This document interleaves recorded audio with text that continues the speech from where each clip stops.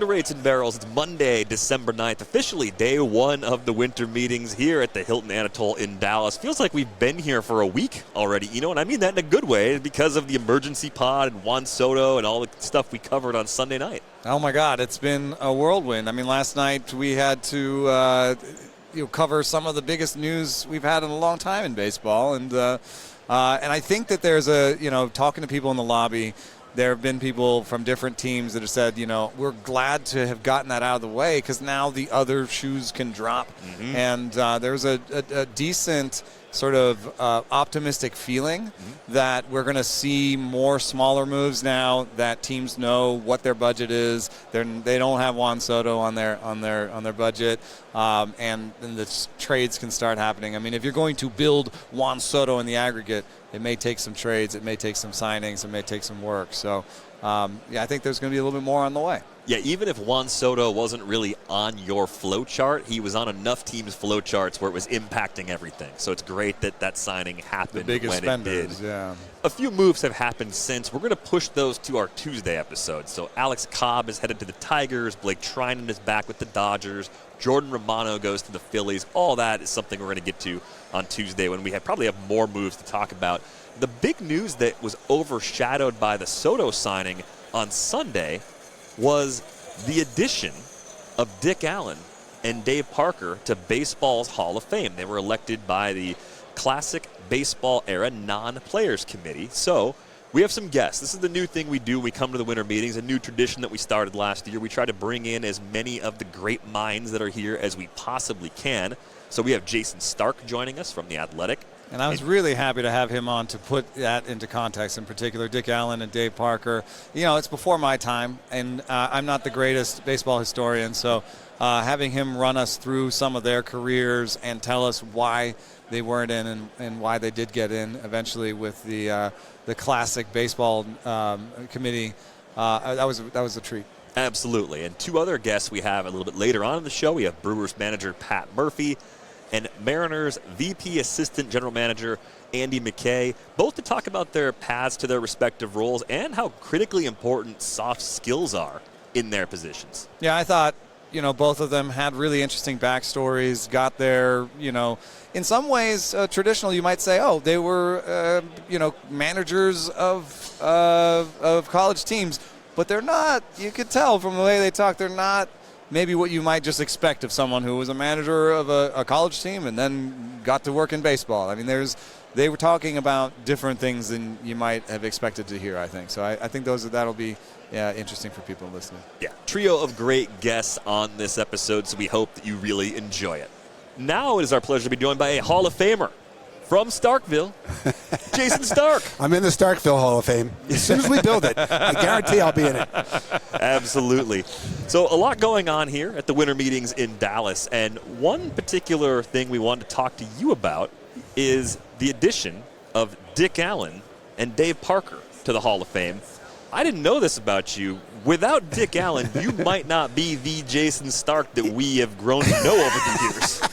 Yeah, I guess that's true. I've thought about it a lot. Everybody has that first baseball player that they are really a fan of, their first favorite player, and he was mine.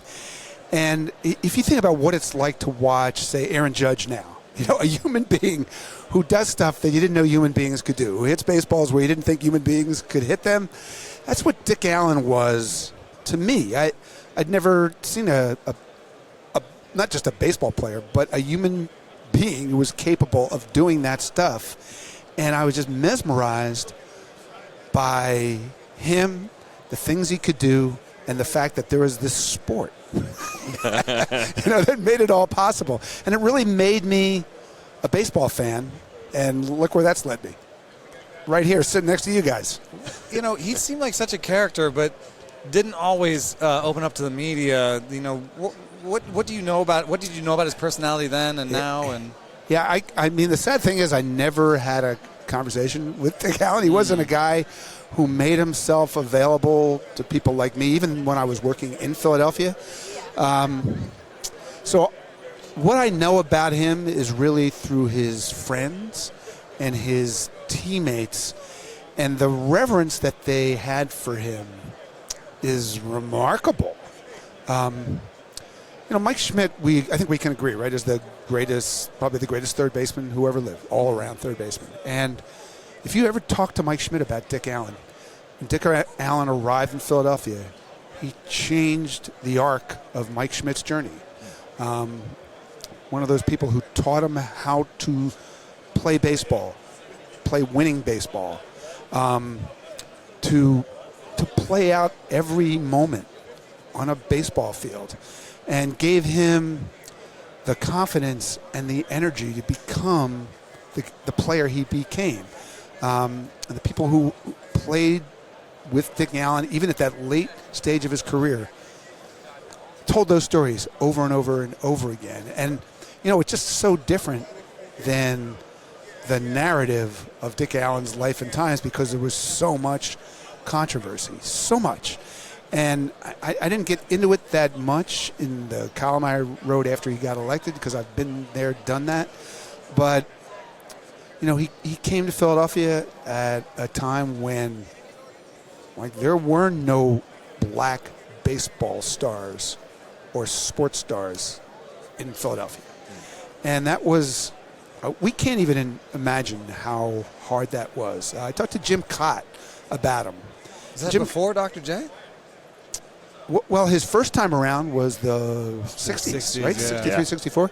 The second time was around Dr. J, if I remember right? The 70s. Okay. Yeah, mid-70s. So the first time... Interesting. That was a really... it's hard to look back on this now, but Jim Cott told me that if Dick Allen had come up with, say, the Cardinals, when somebody like Bob Gibson was already there, strong presence, and maybe someone else to talk to that knew some of the issues. Yeah, everything would have been different. He would have had people who could relate to his experience, and he had someone to pave the way. He wasn't equipped to pave the way, and it led to a lot of stuff. And because there was so much of that stuff, he didn't accumulate the volume numbers that Hall of Fame voters of his time needed to see to vote for him. 351 homers. Right. What was a Hall of Fame slugger in the 60s, 70s, 500 80s? home runs. He better hit 500, man, Yeah. 600, 700. He hit 351. It just wasn't enough. I told this story a few times, written it a couple times in The Athletic, but his last year on the baseball writers ballot, I'd become a voter, so I had a couple chances to vote for him and did not. For that reason, the counting numbers. And so my mom, who had become a baseball fan because she had a son who was a baseball writer, called me up and said, well, how did Dick Allen do in the Hall of Fame vote? And I said, yeah, he didn't make it, Mom. And she said, Jayson, he didn't have the numbers. How my mother had any idea that was true, I still have no idea, right? But he didn't have the numbers that we looked at then. But he totally has the numbers that we use now. We're so lucky to live in a world that we live in now, where you guys know the numbers that you look at every single day to evaluate players. And when you have those numbers and drop them in the Dick Allen column, everything changes. Yeah, and that's the only visualization I have of Dick Allen is looking at the numbers on Baseball Reference and Fangraphs and going, wait, what were they missing at that time? This guy's clearly a Hall of Famer. A 912 OPS, not in the Hall of Fame, 58.7 B-WAR. That's just an obvious Hall of Famer to me. I can't believe it was. I can't believe it took this long. 55% better than league average. Yeah, with the stick. And the 11-year peak with an OPS plus 65% better than league average is staggering. Just as kind of a fun little thought exercise yesterday, I thought, wonder how many active players have ever had an 11-year period like that. One name, Mike Trout. Mike Trout, yeah.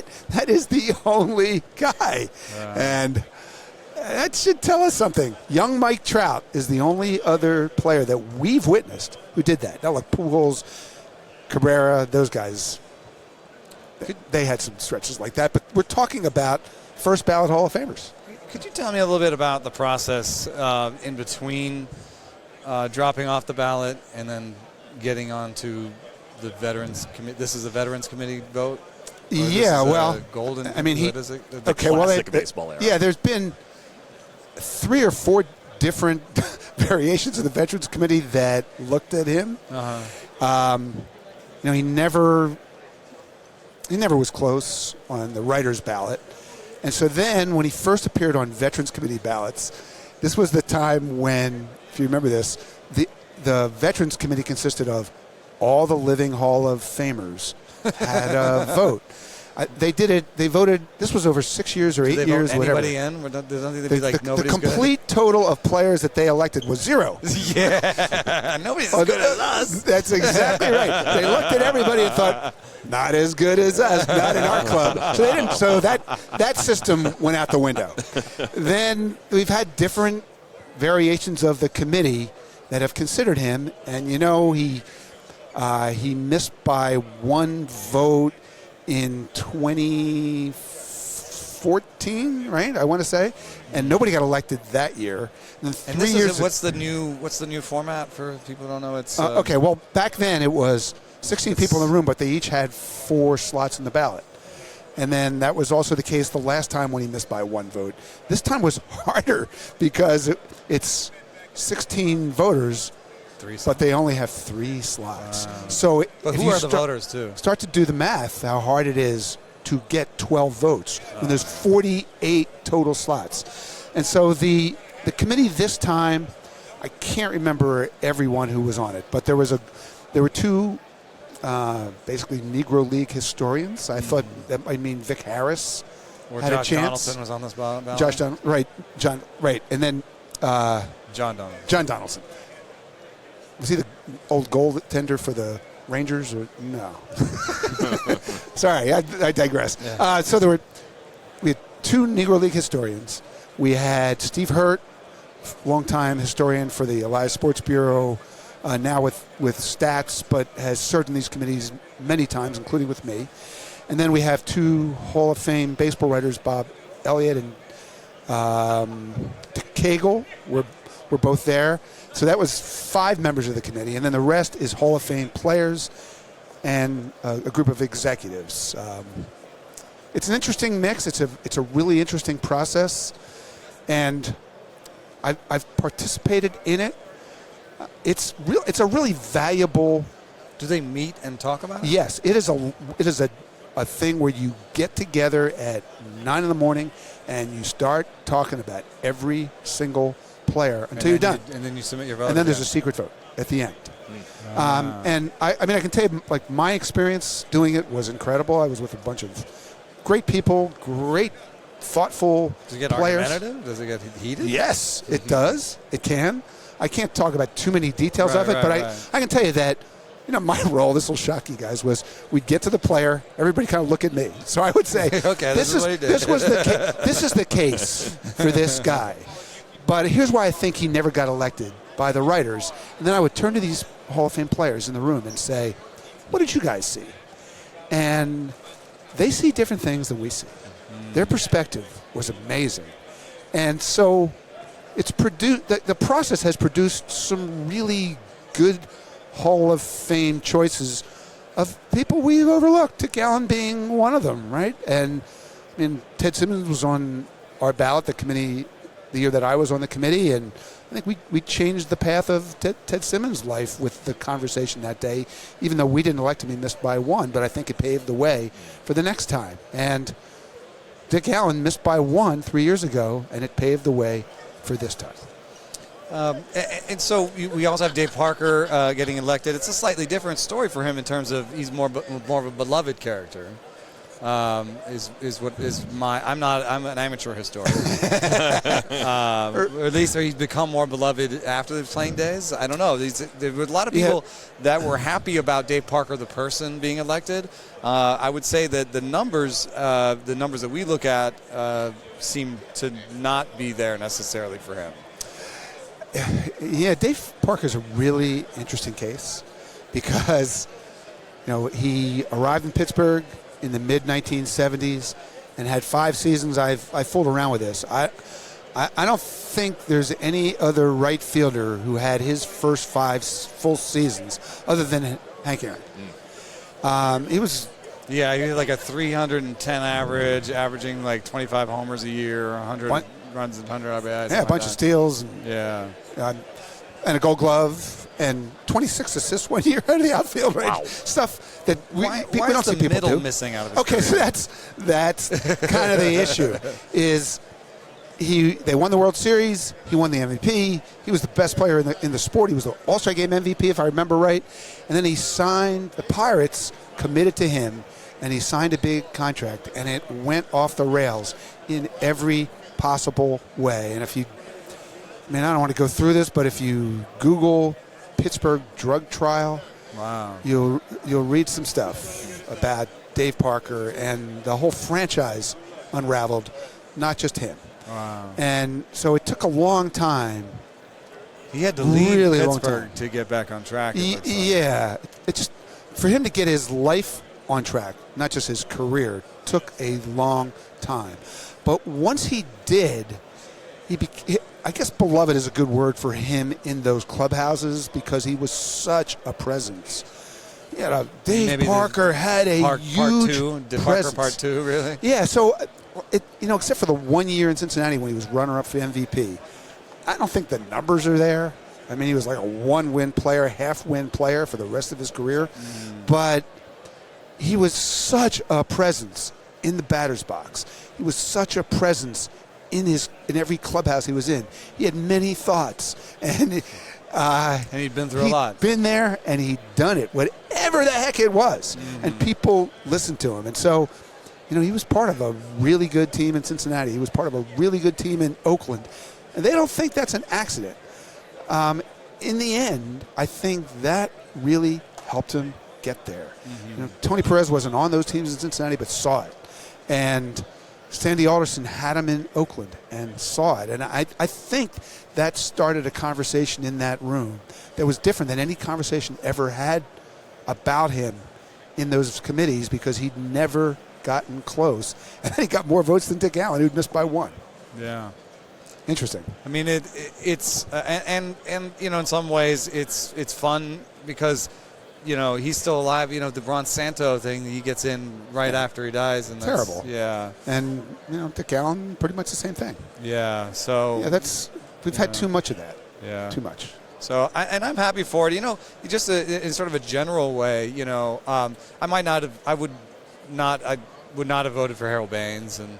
I may not have voted for Dave Parker, but I'm not as concerned that there's any sort of softening of the standards because you don't necessarily, when you are voting for the next person, you don't necessarily take a single player to make the case. You don't take the next outfielder and say, well, Dave Parker is in, so, I'm now going to put this outfielder in. You kind of take the median, and yes, maybe it will change the median a little bit, but it doesn't change it much. Yeah. And I think you can still be happy for Harold Baines and Dave Parker and still have different, numerical standards that you would normally use. Yeah. I mean, tell me all the egregious errors that have been made on people with great counting numbers since Harold Baines. I don't see any. Right. In fact, I think it's really gone the other way. And I think we're valuing peak now more because also the game is changing. We're not getting guys who get. We don't have those numbers, yeah. Right? You can't count anymore because nobody gets to those spots. So we're seeing this shift. Dick Allen's a great example of it. I think we're seeing a time where voters would feel better about casting a Hall of Fame vote for somebody that they saw play who for a period of time, whether it was 5 years, 7 years, 8 years, 10 years, 11 years, whatever, where you looked at that guy and said, wow, that guy's a star. Yeah. That guy's one of the best players I have seen play. And vote for that and that quality and that level of ability and that peak over just a bunch of counting numbers. Yeah. And I think that's a good trend. We've seen it in our elections, the writers' elections, now the last few years, and I will tell you when we're really going to see it. 2 years from now, Buster Posey arrives in the ballot. I don't know if you've taken a look at Buster Posey's numbers. Does Buster Posey feel like a Hall of Famer to you guys? I did write a piece for The Athletic saying he's in. Okay, so you know. How many career hits did he have? No one looks to me for their Hall of Fame. Yeah. I thought he was in, too, and I think I was recording a pod with Keith Law at the time, and Keith's like, no, we were just completely split, at least off the cuff. I think he gets in first ballot, but it's not a slam dunk. And I think he gets in, if he doesn't first 3 years or something. Well, he got 1,500 career hits. There's really low. There's no such thing as a Hall of Famer that we've elected that had or something. Yeah, right. Yeah. And so, how are we going to look at Buster Posey? Tell me, for a decade, he wasn't, at least in the argument, for best catcher in baseball, and one of the best players in baseball, if not the heir to Derek Jeter, Rookie of the Year, MVP, 3 World Series. Face of his franchise, face of one of the faces of the sport. I mean, these are all the reasons that I think he gets my vote. The bullet points on the resume beyond the stats on the back of the baseball card are so impressive for Buster Posey that I think it elevates the lack of quantity. Right. Okay, but when Buster Posey gets in, think about how that changes the conversation. I mean, I voted last year for David Wright to keep him on the ballot, to keep him in the discussion until Buster Posey arrives. Chase Utley's that kind of player. We're going to see a lot more of it on the pitching side, honestly, because CC is like the last volume play that we're going to see, I think, for a long time. Well, you're going to see a 250-game winner? Yeah, I mean, Luckily, he has the peak but I've been looking at players with more of a cohort, sort of like 5 years before and 5 years after. Sort of a 10-year window. Yeah. And if you look at Felix Hernandez, among that 10-year window, people born 5 years before and 5 years after, he's the 5th best pitcher of his time. I was just going to bring that up. And he does not have the quantity. And I think he's not gonna do that well this time, because CC will still be there for more of the quantity people. But once CC's in, what's a Hall of Fame starter look like after that? How are we even going to use wins? We'll have Garrett Cole at some point, but we won't be able to use wins. Okay, and you won't be able to use strikeouts. I mean, you'll have to use. You'll have to use things that are more about the, Jaws has like a Jaws 7. Like, you'll have to look at the 7 best years of the 10 best years. K percentage 7. Yeah. Your K percentages, stuff like that. Here's the question I love to throw out there. K percentages relative to your league. Right, by the way. At that time, yep. Yeah, we'll be all over all that stuff. How many healthy starting pitchers in their 20s have 65 career wins as we're sitting here right now? 0? It's 0. Yeah, 0. And I'm not talking about 165 or 265. 65. That's it. We also need to fix is qualifying for the ERA title. We had like 65 pitchers qualify for the ERA title this year. I don't know. There's a lot we need to address. Get on that, will you? Had a very bad trivia experience about an hour ago, and I think he's just trying to right that wrong. Oh my God, I'm so bad at trivia. I'm sorry. just making a point. Yeah. You don't need to get that one right, but it's incredible to think of. Try to contemplate what's a Hall of Fame starting pitcher going to look like. You'll get a wave with Verlander, Scherzer, Kershaw. That'll be easy. Yep. Garrett Cole at some point, I think, is going to be easy, barring something unforeseen. Then what? Then who? I mean, is Zach Wheeler going to sail into the Hall of Fame with like 130 wins or whatever, right? Might. Yeah. It really does depend on the next 5 years for Zach Wheeler still. I think he needs... He's only under contract for... Three extension? Yeah. And pitchers are falling behind even more than position players. We're electing fewer people. I mean, you know this. We've dropped below 1%. Yeah. And so I think pitchers are doing worse than hitters even. And so it's the beginning of refashioning maybe of our benchmarks. Yeah, we should constantly be redefining what is a Hall of Famer. I don't see any problem with that. I mean, the people who comment on our eloquent stories and tell us how we are cheapening the Hall of Fame by electing, fill in whatever blank you'd like to fill in, are people who are still hung up on the way Hall of Famers used to be elected. I think so. And we don't live in that world. Let's live in this world and compare also, I think, players to their world. Yeah, that's another thing. Is like you're comparing these guys like Willie Mays and Nolan Ryan, and it's like, well, I don't know. The game is different now, and we can have people that are not as good as Willie Mays and Nolan Ryan that are also in the Hall of Fame. You know? No kidding. Like if you're trying to compare Felix Hernandez to Old Hoss Radburn, what are we doing? That was a little different. Yeah. You ever look at Old Hoss Radburn's Hall of Fame plaque? God. Started last 21 games of season. Really? Yeah. 3 days rest? How about no days rest? Yeah, 21 in a row. It's actually only the mid-'70s where they stopped having starters on 3 days rest. I saw a graph recently of 3 days. 3 days rest was something that was actually more common even in the 70s. That's amazing. Yeah, I mean, that would be a good question. Dylan Cease, 3 days rest, don't know. Who's the last player who started on short rest in a regular season game? Regular season game. Who? Nobody. Yeah, that's. It might have come like they did a one-inning start because of something happened and they came back. Right, but a real one. The Brewers this year when they didn't even have a rotation and the same reliever would start an opener. An opener. Yeah. Those openers always screw up our queries. Right. Like Pat Murphy said to me one day, "How many people do you think in baseball could name our rotation?" I said, "That's a trick question because you don't have one." Well, that's where we're at. That's where we are. Yeah. It was worse with the Tigers too. I feel like they were even further down in the second half after they traded away chaos in October. That's right. We were just talking to Terry Francona about it. He said, I watch a lot of baseball now. The only thing that bothers me is when you're watching a postseason baseball game and relievers are starting those games. I would like to see us do something about that. Yeah, like what? Yeah, what's the solution? Figure it out because everybody's looking for one. If the best team in baseball wins playoff games that way, other teams are going to do it beyond the necessities. Strategically, it actually works if you do it carefully. Well, the Dodgers played good at it. Played postseason games that way. Did they actually win any? They basically were. Mm-hmm. They forfeited 3 games in this postseason in the LCS and the World Series. Started a reliever, fell behind, left that guy in, didn't care.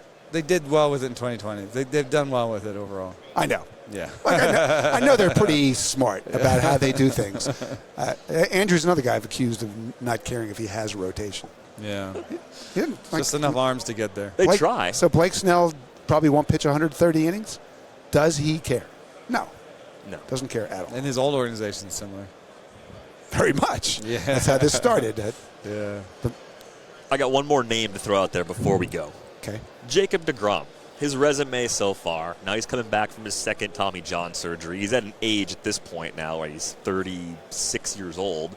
Still has time left on that deal with the Rangers. The numbers on a per season basis, he might not get 120 are phenomenal. wins. But the durability has been a major problem, especially in recent years. Is he going to get to 100 wins? Yeah, I mean, he's at 94. 84. 84, yeah.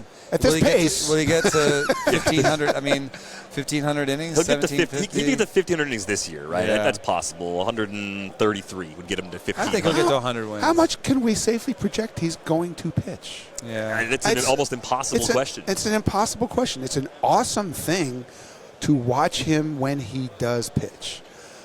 He's got like per inning closer type numbers. Like you could actually, what if you just put him in the closer bucket and said, is he better than Billy Wagner? That's a really good. Somebody else made that point to me. What's the difference between Billy Wagner and Jacob deGrom? I mean, Billy Wagner was 2.52 historically ERA great when he pitched. Jacob deGrom is, I think you could argue, historically great when he pitches. Mm-hmm. I think the difference is, what are their job descriptions? Yeah, what is Billy Wagner had a really different job description than Jacob deGrom's job description. I know we're changing that, but can we change it retroactively? I don't know that that's allowed. We can do whatever we want. It's our vote. I'm sure somebody will vote for Jacob deGrom. I understand why you would. But I mean, there's a lot of people in the sort of analytics, fan graphs, sort of, the play in my milieu that would not maybe vote for any of these relievers or some, like most of these, like maybe not even vote for Billy Wagner because if you're talking about pure value, wins above replacement, or whatever. I actually am more of in a bucket that I would rather compare Billy Wagner to his peers, being relievers, right. But so then I would put DeGrom in, I guess, with the starting pitchers. That's what I'm trying to say. Yeah.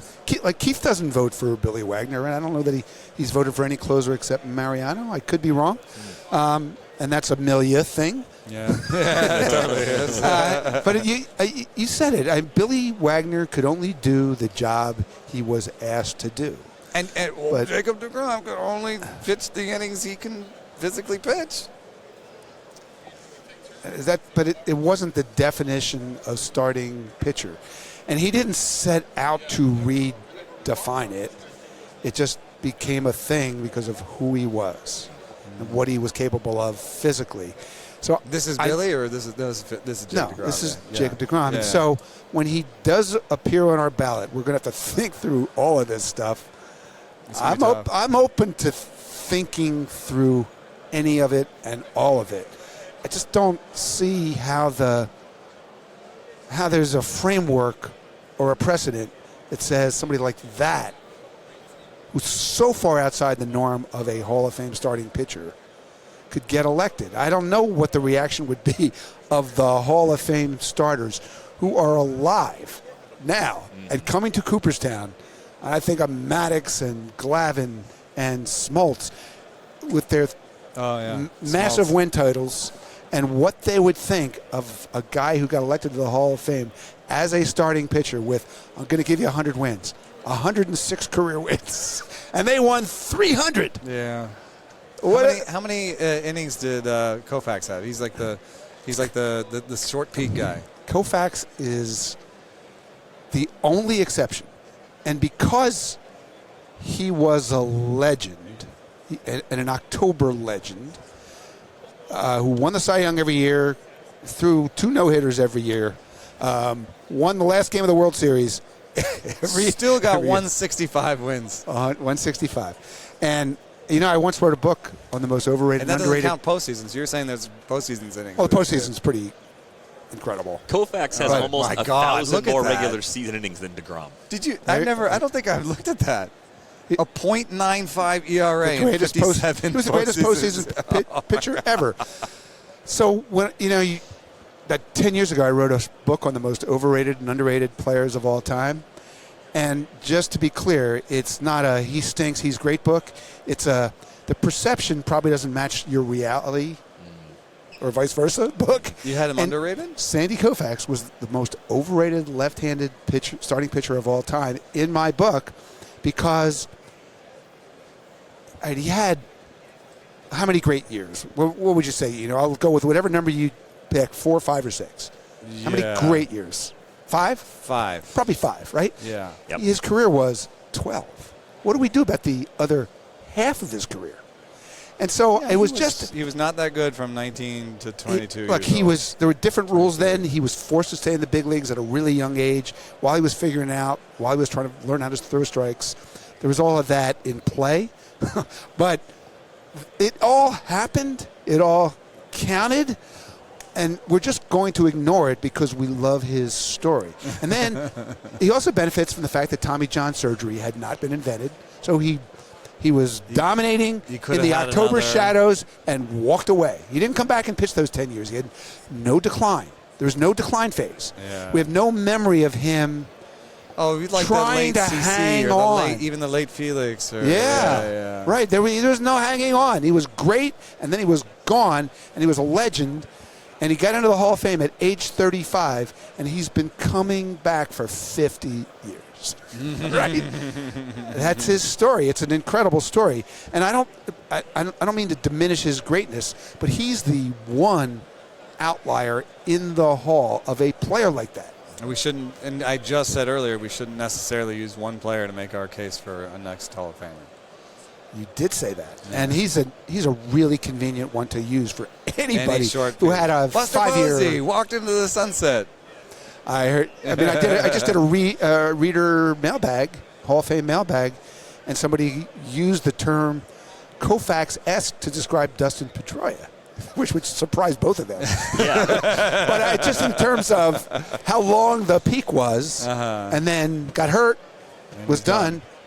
I get it. I get it. I don't. Yeah. We won't talk about this ballot. You'll have plenty of time to talk about Yeah, this we had ballot. plenty of time, right? Yeah. But yesterday was a really interesting day. I didn't see Dave Parker coming. I had a lot of work to do and research to do on Dave Parker last night. I thought maybe Louis Tiant was going to get it yesterday. I wondered about that myself. I did a lot of work on him, thinking that could happen. Well, someday down the road. Thanks. You never know. Thanks so much. Thanks so much for coming on. Love talking to you guys. Love listening to you guys. Thanks, Jayson. Thanks a lot. Thanks for having me.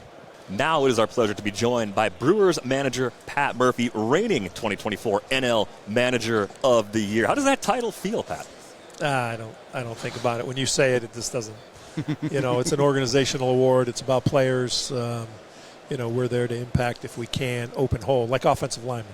We open holes, and if they run through, they run through. I had a great group of guys, great staff, great front office, and everything worked out, and it makes me look good.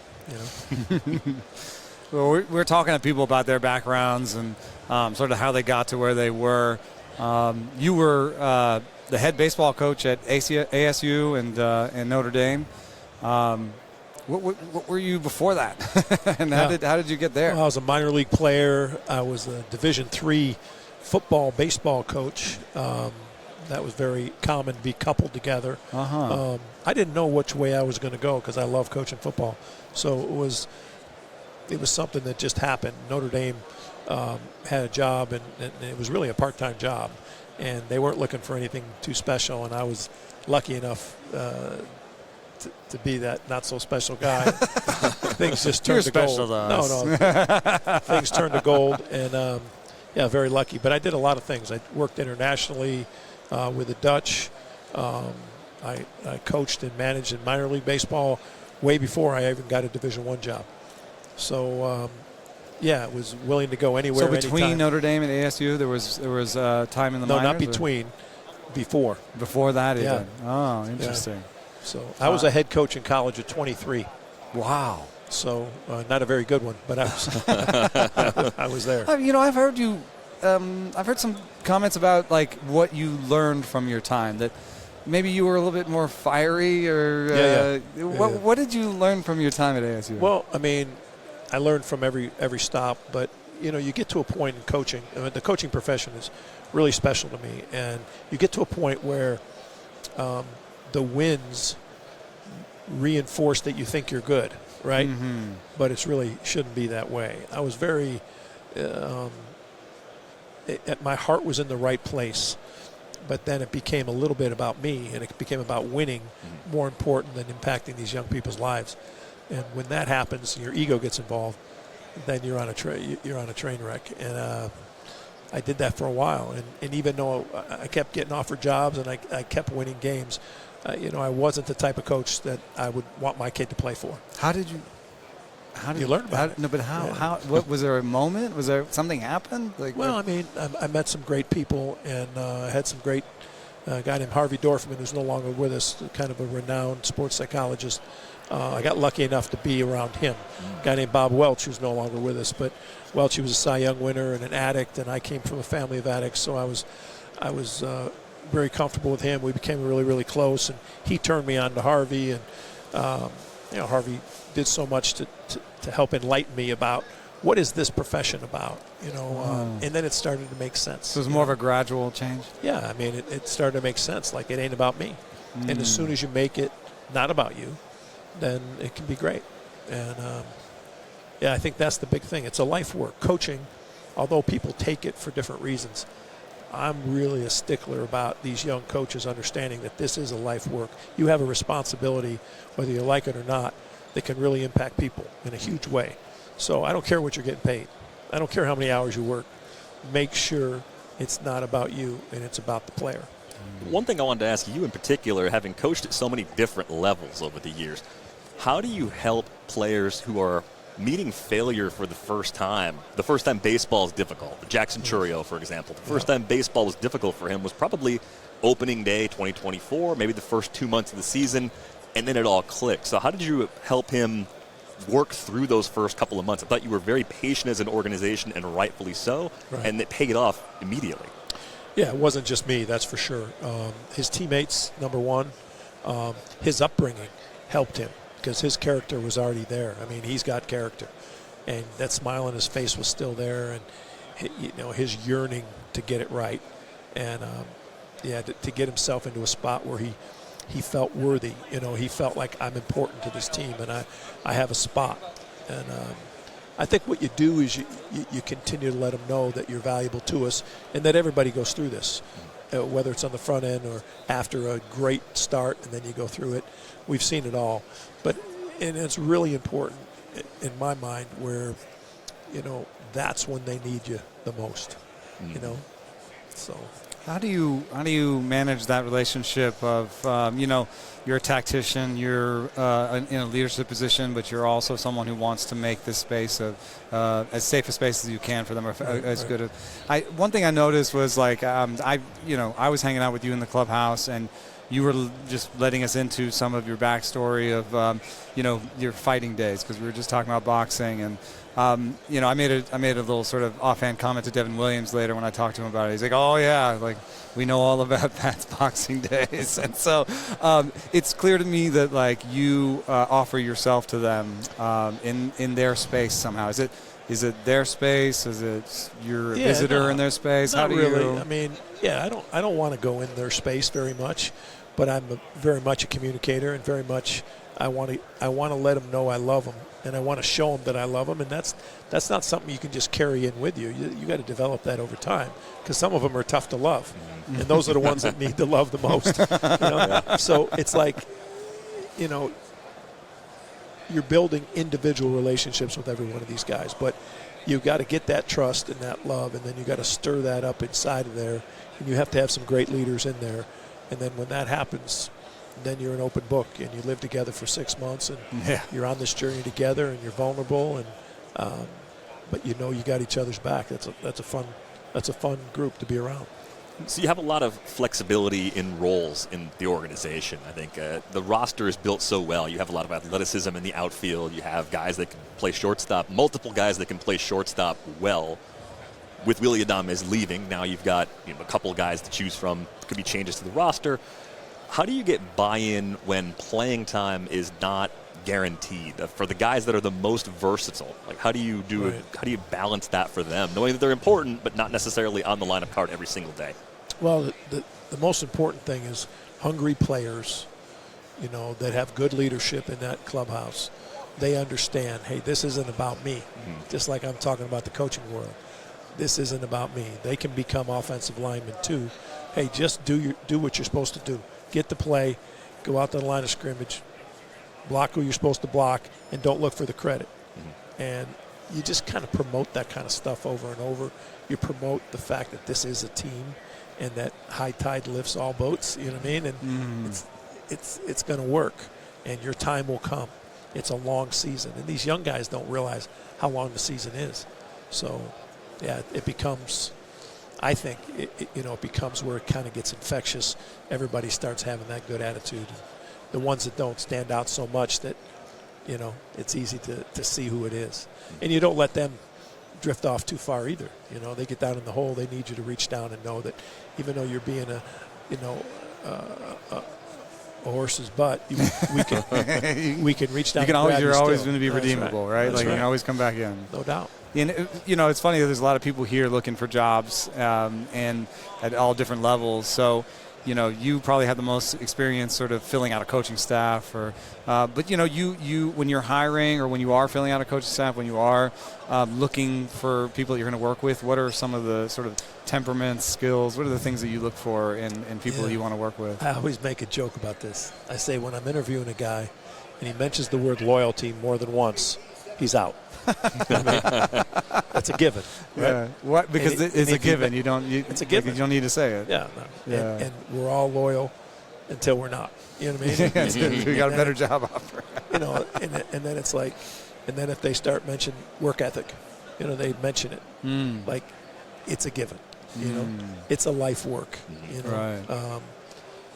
And I'm not easy to interview with, because I'm not going to ask you standard questions and get standard answers that I already know how you're going to answer it. I'm trying to look for something a little deeper, and I ask them questions that might might derail them a little bit, but that's good. See how they react to it.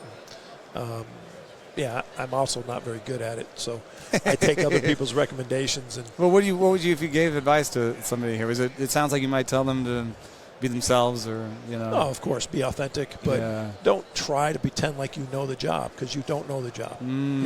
If you knew the job, you wouldn't be looking for a job. So it's you go in with hat in hand, and you go in with humble and understanding that like somebody's going to take a chance on you, and you're going to show them that you're flexible and you're willing to do whatever, and nothing's beneath you, and it's not about you, and that you have a skill set at least to communicate with people and be honest and be authentic. And the rest this isn't rocket science. This is about people. Yeah. Now, I get it. The R&D people have all these skills to do stuff behind the scenes, but for the jobs that I'm involved with, this is about people. And let's keep it that way. And if it isn't about people, then we're in the wrong spot. Yeah, I mean, I'd argue, I'm come from a little bit more the analytics side. I'd argue that being able to communicate what you found is just as important as doing the research. So it's often about people on that end too, and not acting like, oh, I got it. Right? I did this. Yeah. Look what totally. I found for you. Yeah, 100%. I mean, I think that's half the thing is that I make the front office guys sit in every meeting I have. Yeah. Because I want them to understand where I'm coming from. I don't totally understand where they're coming from. I'm trying to understand that too. But I at least want to have them in our meetings so they can look there and go, wow, he talks about this. And they little more understand, like when I say the threat of the steal, even though analytics says the stolen base isn't always the best. Yeah, there's a certain thing times to do it, yeah. So you shouldn't do it too much. Sometimes I think the threat of it affects how other people play. Absolutely, yeah. And if that's the case, I know it affects the way we play. So if that's the case, then why wouldn't we, if we have that type of team, put the pressure on? Yeah.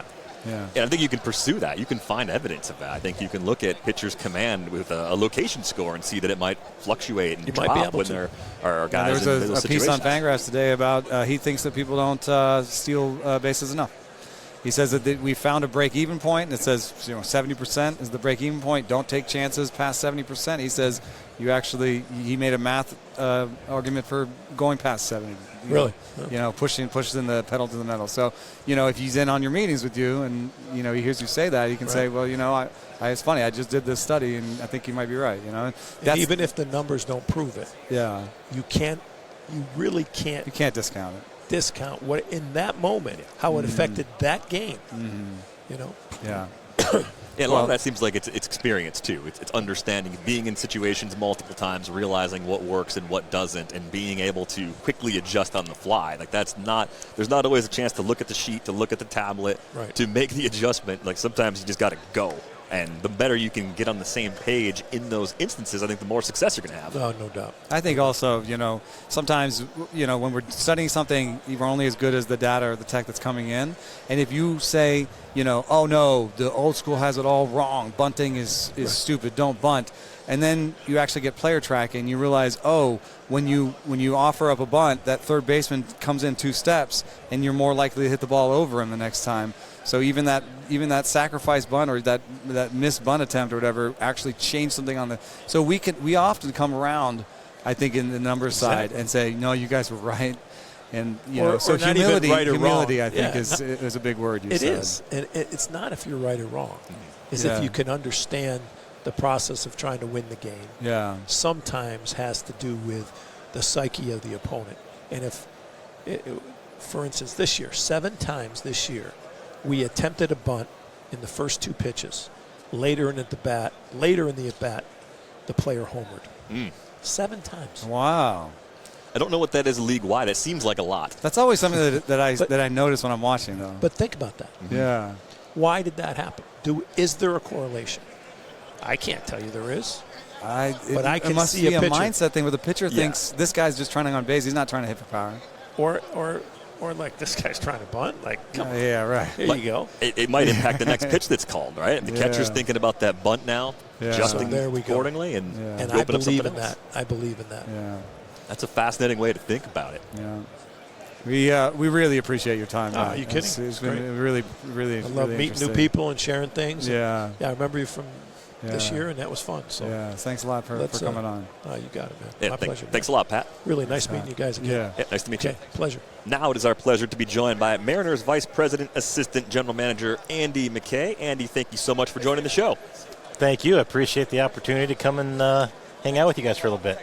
Yeah, we've been another in touch. NorCal guy. Yeah, that's right. We've been in touch for a while, but one of the things that we're talking about here, is about the job. Not so necessarily. We won't ask as many questions about the Mariners. We're talking more about your background, getting to this moment, and you've done a really interesting, even in just the last few years, a really interesting, different number of roles. Like you were on the coaching staff a couple of years ago. Yeah.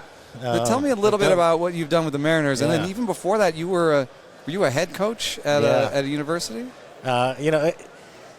I don't know if it's an interesting story, but it's a unique path. Yeah. So when I walk through these, I want to pick your brain. You don't want to pick my brain. Like, this is not. I mean the path. I'll give it to you. I'll try to give it to you in 2 minutes. Okay. I was a really bad player. As was I. In college. Yeah. But I was very fortunate. I was with phenomenal programs, and Sacramento City College, a local community college right where I'm from, Jerry Weinstein, and 55 major league players, multiple managers, multiple farm directors, scouting directors had come through this program. And so I went there at the same time as Jerry Weinstein? He was my coach, and then I was his assistant for about 10 years. Wow. But I left. I went to the University of Tampa, where I was so bad they actually made me coach. And so I went from playing to coaching in the middle of my junior year of college. And but again, it was one of the best things that ever happened. We won the national championship. I'll give you $100 if you can guess who we beat for the national championship, 1993. Oh, it wasn't like one of the big ones, Texas? No, it was Division II baseball. Oh, Division II. Yeah. Oh, no. Did you beat like Menlo? No, but we beat Cal Poly. In their last year of being a Division II school. Ah. So, anyways, we won the national championship, and then I went home, and I started coaching for Jerry at Sacramento City College, and I went to grad school at Sac State. I got a master's degree in organizational behavior and leadership. Oh. At that point, I met Ken Ravizza, kind of the godfather of mental skills. So now I've got this mentorship going on between Jerry Weinstein and Ken Ravizza simultaneously. That it's worth millions of dollars. I mean Jerry is a legendary. I mean, people know of him mostly, I think, as a coacher of catchers. Correct. In particular, but he's just a legendary baseball He's done coach. it all. Yeah. I mean, he's been a high school coach. He was a coach at UCLA with John Wooden when Jerry was coaching the freshman baseball team. Wooden was still in his prime. That's cool. Jerry just took a job with the Cubs. I think he's 80, 81 right now. But he's still open-minded, very much so. We've been having this real big debate online with some people being all against one knee down. And it's like, if you look at baseball, most teams have decided that debate's over. Most and they're not doing it because it's getting people worse. No, and they didn't do it without studying it. And Jerry's one of the oldest school catching coaches, and he's not. He could be easily one of the people that's like, oh, one knee down sucks. But no, he's like, I've looked at the numbers, I've looked at it. If there was one thing I learned from Jerry, and I mean this sincerely because I learned so many things, but just the idea of being a professional student. Yeah. And it was, what do you believe in? Well, I believe in getting better. I believe in learning and growing, and it's always evolving and always evolving. And, because Jerry's lived it all, and he can tell you about how unpopular strength and conditioning was when it came to professional baseball. As he said, I can remember when I had my first ray gun. I was like, oh, that's stupid. You don't need that. And, So I spend about 10 years being Jerry's assistant. He leaves. He goes to the Dodgers to be their farm director. I became the head coach. So all in all, I spent about 25 years at Sacramento City College coaching and teaching.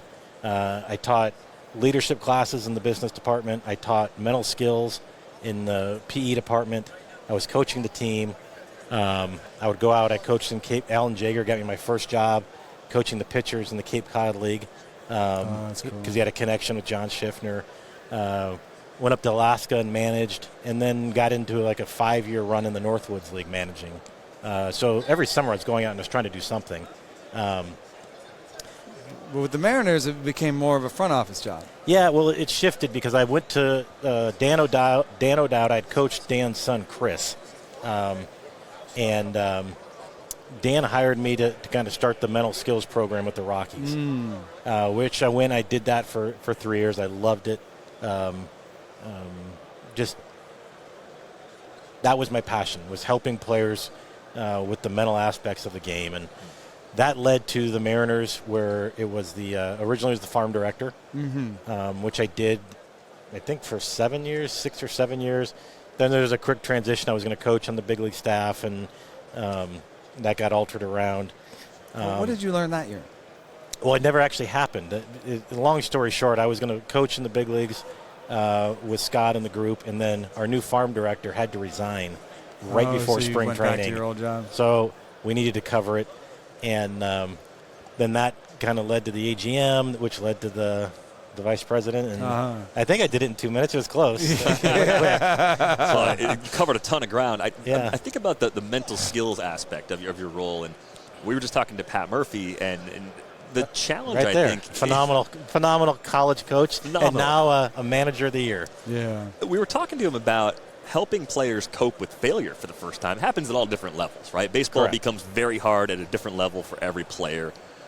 How do you adjust that? As I feel like it's harder to correct something the further up you get, right? If you struggle for the first time as a big leaguer, it might be harder to break those habits or to learn healthy habits than it is if you hit that wall for the first time down at A-ball. Well, if you go back, if you just look at rosters in general, look at how many players have come through the minor leagues, got to the big leagues, and stuck immediately. And it's a very small number. Yeah. Almost everybody, I mean, the best prospect in baseball this year in Baltimore with how had to go back down. What they go through. It's really, really hard. If you go on our team, Cal Raleigh went back down, Mitch Haniger went back down, J.P. Crawford went back down. It's rare that they come up and stick. And so you're exactly right. That failure is going to hit at some point, but it's dealing with the failure. It's dealing with success. It's and honestly, I think it's getting worse now because of tech and because of the data, which I'm a huge proponent of. But there's still human beings behind whatever grade role you have on it. It's a human being that you're putting a 55 on. You know, it all starts with humans, and humans are flawed. Humans are very emotional. Humans have feelings, and Juan Soto, very wealthy today, is still a human being behind that who has insecurities, who has fears that are going to play out on the brightest stage in the world. But how do you foster a sense of security in a sort of insecure environment? Yes, like they know they're being graded at every moment. They know that everything they do, every time they fart on the field, it's tracked. It's logged. Tracked. It's categorized. So it's fun. Dan Wilson and I were having this conversation. He talked about playing in the Kingdome when they went to a new television deal, and all the games were going to be televised in Seattle. And you remember how heavy that was because it had never happened before. You'd have your 20 regional home games or whatever. And I said, yeah, Dan, now it's that on, times 1,000. Every single thing these players are doing is tracked, it's cataloged, they're evaluated on it, it's stored forever, they can't hide from it. And not a human being in the world would prefer to work that way. You wouldn't want to. I wouldn't want to. And so you have to remember what the human being is being asked to exist in. Look at the career length of a major league career. How hard it is to get there, how hard it is to stay there. And every piece of their life, like you said, is being tracked and cataloged. If you don't think that's creating stress and anxiety for the person that's then playing out on the field, you're closing your eyes to the obvious. What traits are you looking for in the coaches and instructors you're hiring throughout your organization to be sure that they will fit that way, to account for these important mental aspects of the game? Because this is a relatively new area of the game as far as teams and organizations caring about it. What's the best way to find people who are on board with this? Yeah, it's hard, and because that's just one component of it. You know, you want the person that can understand that this catcher might be better being on one knee, as Eno was talking about earlier. You want somebody who can understand, sort of if we rotate the seams in this pitcher's two-seam based on what the guys upstairs discovered, okay, now we have to bring that into the fold. It's subject matter knowledge. It's all there. Yeah. But it's really hard to find impactful instructors because the job is that hard. And then you have to do it with people who are now living in the environment that we just explained of stress. But if you could kind of whittle it down, empathy. My ability to sit in your shoes and try to view the world from your lens. That's hard to do. Yeah. Okay? For all of us. So empathy is a big one. Can I help you solve your problems? Okay? Which in our arena is make you better. For some people, it's can I get you to stick in the league for a year and survive? For somebody else, it might be getting through arbitration. For somebody else, it's free agency, it's winning, it's all kinds of things. For Logan Gilbert, it's mastery. He just wants to see how good I can be at this thing. But can you sit in my shoes and view the world through my eyes? Can you help me solve my problems? Do you have a spine to say no? You know, you put those three things together, you've got something. And those people are hard to find. And if you get a bunch of them together, they get more expensive, and other teams start taking them from you. And welcome to my world. Texas A&M or whatever. Yes. So, but that's a great example, and it's something that we hired Max at the time. Max was the youngest pitching coordinator in baseball. Yeah. And we poured into him just like we poured into our players, and it worked out great for us. He made us absolutely better in the pitching department. Now he's gone on to the college ranks where not only, you said he's being paid well, but he's making a huge difference for Texas A&M last year, and now the University of Texas. Kids. And a bunch of kids. That empathy is probably a big part of it, that he was always a great communicator, always a great person in terms of, caring for the kids. Yeah, I mean, absolutely. Maybe to his detriment sometimes. He really, all he wanted to do was talk to the players. And that's all. That's the job. You have to. It's the player. It's always about the players, no matter what. Their careers are so short. They're so hard, and your obligation is to pour into them and give them everything you have. Well, I really appreciate your time. I think it's a really important message. If that's a sort of enduring message to some of the people that are coming here looking for jobs, is to you can even have empathy for the person that's interviewing you, because you have to figure out sort of what they want and how you can help them, right? Well, what's happened in the industry, and it's happened fairly quickly, but because of the skills that are needed, you're finding them in a lot younger people, right? Yeah. Well, I don't know about you. There's not a lot of young people walking around with a ton of empathy for the world. Yeah. That's something you develop over time. You develop over time. Yeah. And so finding that combination of that old school, a lot of those soft skills that you acquire over years in the game, and combining them with the new skills that are out there. But what's also changed is when I started coaching, there was no internet. There was no cell phone. Information was impossible to get to. Nobody was writing coaching books because they didn't sell. The market was so small. You can now find everything you need to find on your phone. Right. All of the information is there because the really smart people are putting it out there. And so what used to be gathering information is now disseminating and simplifying and dot connecting information. Yeah. It's changed dramatically that way. Yeah. Well, thanks so much, man. Thanks for having us on. Always a pleasure. And thank you for meeting you. That is going to do it for this episode of Rates and Barrels. We are going to chase down some Texas barbecue, which I think may prompt a flurry of Monday night activity. If I've learned anything from coming to the winter meetings over the years, it is when you go to dinner. You look away from your phone for 10 minutes. That is when everything starts to happen. Be sure to keep tabs on everything happening at the winter meetings in Dallas with the Athletics Winter Meetings live blog. Thanks again to our guests, Jayson Stark, Pat Murphy, and Andy McKay. We are back with you on Tuesday. Thanks for listening.